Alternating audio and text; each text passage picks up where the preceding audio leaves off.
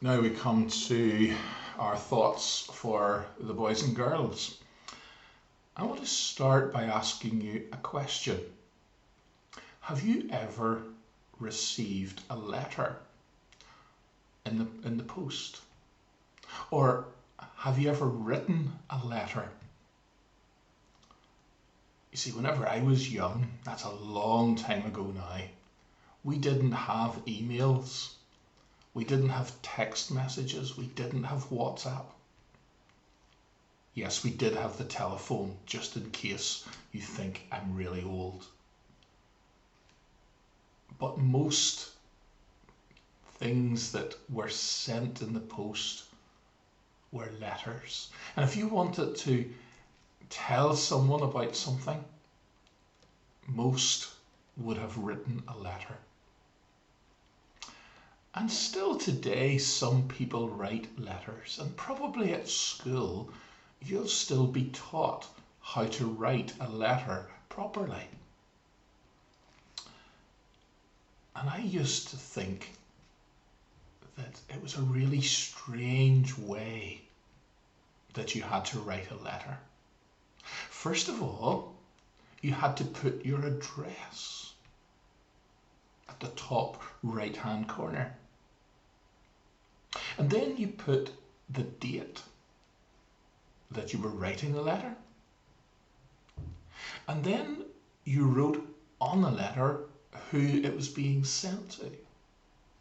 If it was just a friend's letter, you would just put dear and put the name down.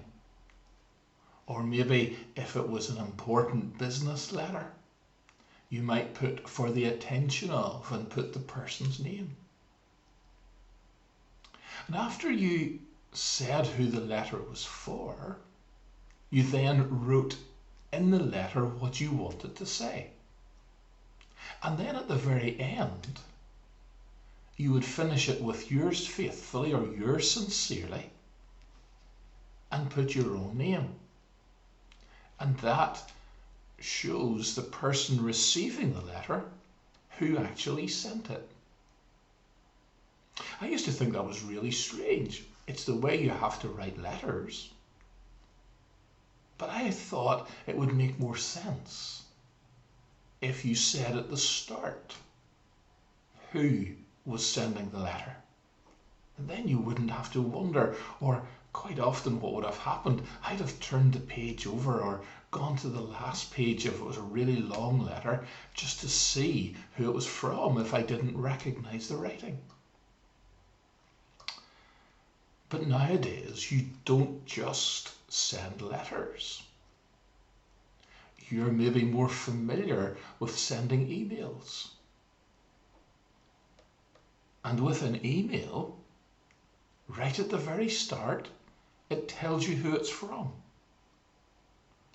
And then, who it's being sent to.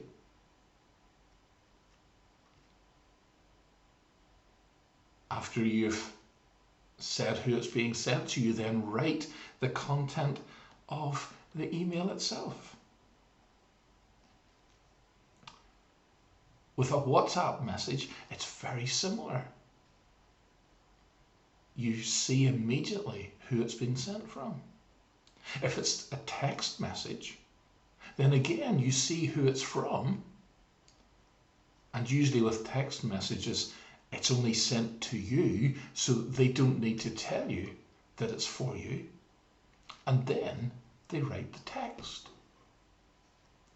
So the whole process is similar. But over these next few weeks, we're going to be thinking about the book in the Bible called 1 Peter. And that book is really a letter. And in those days, they wrote their letters differently. In Bible times, from the letter, the first thing that appears in the letter is who the letter is from. Now, for me, that makes great sense. That's what I thought should have happened anyway. In this case, it's from Peter. then after who it's from, it tells you who it's to, who it's intended to go to, and who's intended to read it. Then it has the content of the letter. But the interesting thing about the Bible letters is it doesn't have a date. And so in a lot of cases, we don't know exactly when the Bible letter was written. Maybe something that is referred to in the letter will give us a clue. But the writers of the letters in those days didn't actually put a date. But let me think with you a little bit about 1 Peter. It says at the very start that this letter is from Peter, an apostle of Jesus Christ. In other words, Peter knew Jesus personally and actually met him and knew who he was. And the Bible tells us that Peter was one of the 12 disciples.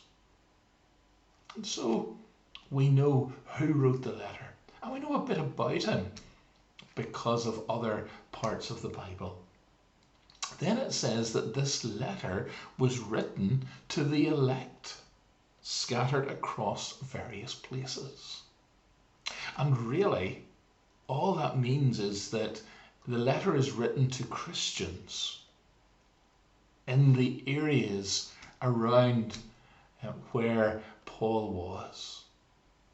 But it also means that it's written to Christians throughout the world.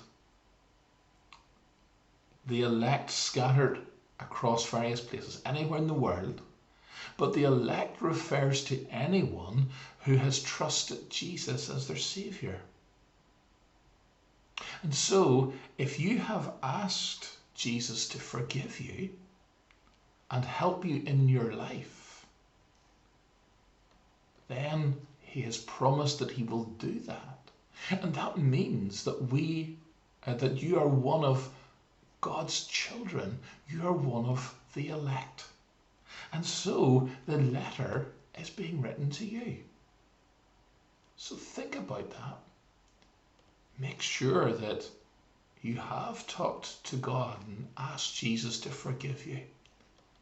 And then remember that he will help you no matter where you are in the world. And over these next few weeks, we'll be thinking about the advice that Peter was giving. Now we're going to listen to the song that is specially for you. And again, as I've said at other times, do sing along, really enjoy it. And even you could play it a few times if you want, so that you can learn it yourself. It's called Silver and Gold Have I None. It's a story about Peter and one of the things that happened to him and what he was involved with. Silver and gold have I none.